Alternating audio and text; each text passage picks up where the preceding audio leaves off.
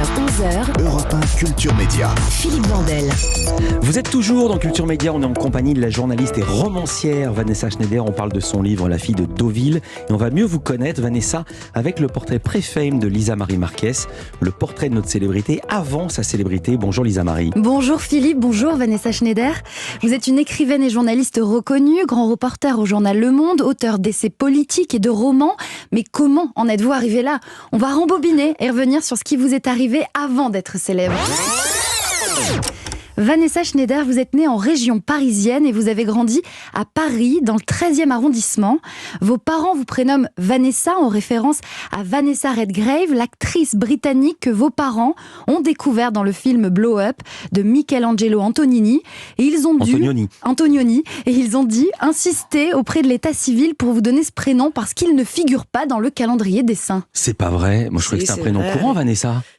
Oui, c'est devenu courant, mais à l'époque, en 69, non, c'était pas courant. Il fallait vraiment batailler ferme pour imposer un prénom qui n'était pas dans le calendrier des saints, oui. D'accord. Vous grandissez entouré de vos parents et de votre frère, et vos parents sont plutôt originaux, du moins, ils ne ressemblent pas aux parents de vos camarades de classe. D'abord, ils ne s'habillent pas pareil, ils portent des couleurs, parfois des vêtements teintés dans la baignoire familiale, mais ils ont aussi et surtout des convictions très fortes qui se retrouvent dans votre éducation. Pas de Barbie, par exemple, symbole de la femme-objet. Tout ce qui vient d'Amérique est banni. Les histoires lues le soir se déroulent en Chine. Des histoires de petits bergers perdus sauvés par le grand président Mao. À la maison, la politique occupe toutes les conversations. Il y a un portrait de Karl Marx en tissu brodé accroché au mur. Oh là là, je savais pas ça. Qu'est-ce qui vous en reste ? Non, en effet, j'ai été élevée par des parents, c'est surtout mon père qui était militant maoïste et très très engagé quand j'étais gamine. Et puis il y avait aussi, c'était toute la période baba cool, d'où les peaux de mouton, les tissus indiens. Et vous l'avez suivi ou au contraire vous avez fait rejet de cette culture politique ? Parce que c'est soit l'un soit l'autre souvent.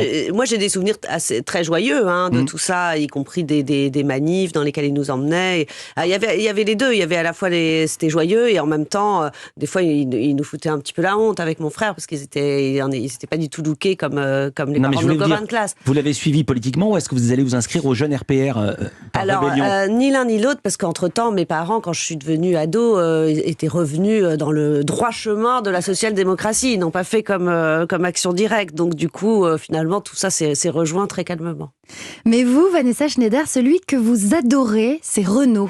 Putain, ce qu'il est blême, mon HLM et la montre du 8e, le HLM. Vous allez même sonner chez son frère pour vous faire dédicacer des vinyles. Mais oui, parce qu'en fait, son frère on habitait dans une cité HLM du 13e arrondissement, où le frère de Renaud habitait dans l'immeuble mitoyen, et du coup on faisait le siège, tous les gamins du quartier, on faisait le siège. Il était très sympa d'ailleurs, parce qu'il nous laissait rentrer chez lui, il nous a dédicacé des bandanas, le fameux bandana rouge de Renaud. Incroyable. Nos disques, on lui laissait nos disques, nos vinyles, il nous les rendait après dédicacés et tout ça. Il était très sympa, mais il avait toujours une horde de gamins fans à sa porte. Formidable, c'est Thierry Séchant. Oui. Le frère de Renaud. Oui.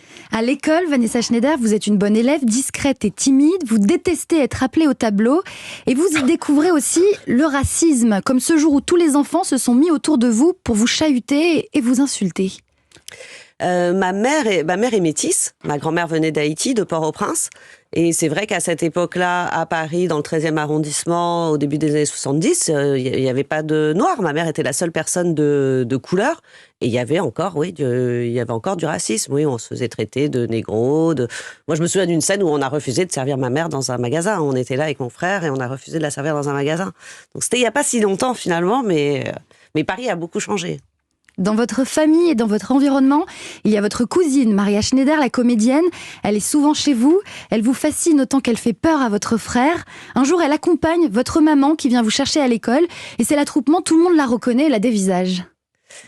Maria, cette époque-là, c'était après le dernier tango à Paris, qui était un film qui avait fait énormément de bruit, qui était de scandale même, de scandale, et qui avait été vu par aussi beaucoup de gens. Donc les gens connaissaient le visage de Maria, et puis l'associaient au personnage du film, donc un personnage sulfureux. Et c'était l'époque où Maria est tombée dans la drogue, donc elle avait des comportements un peu excessifs, on va dire.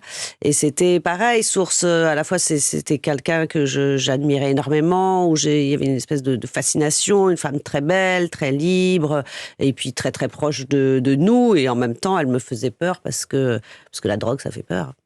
Vanessa Schneider, vous devenez journaliste, vous entrez à Libération, ce journal que vos parents achètent quotidiennement et dont vous avez souvent scruté les piles sur le bureau de votre père. Vous devenez une spécialiste de la politique intérieure et des coulisses du pouvoir.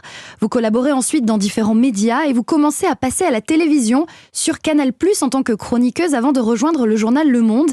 Et quand on écrit pour Le Monde et qu'en plus on apparaît à la télévision, on reçoit des courriers de lecteurs. Et parfois, ce n'est pas pour dire de jolies choses, comme ce jour où vous recevez une lettre qui démarre par « Dès que je vous vois à la télévision, je change de chaîne ». Waouh, t'as la violence. Vraiment ?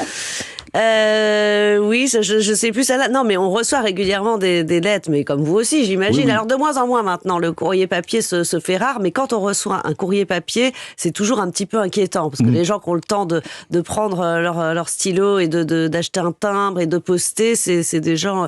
Non, mais c'est vrai que pendant longtemps, j'avais un tiroir au Monde avec toutes les lettres de gens qui me semblaient pas très sains d'esprit.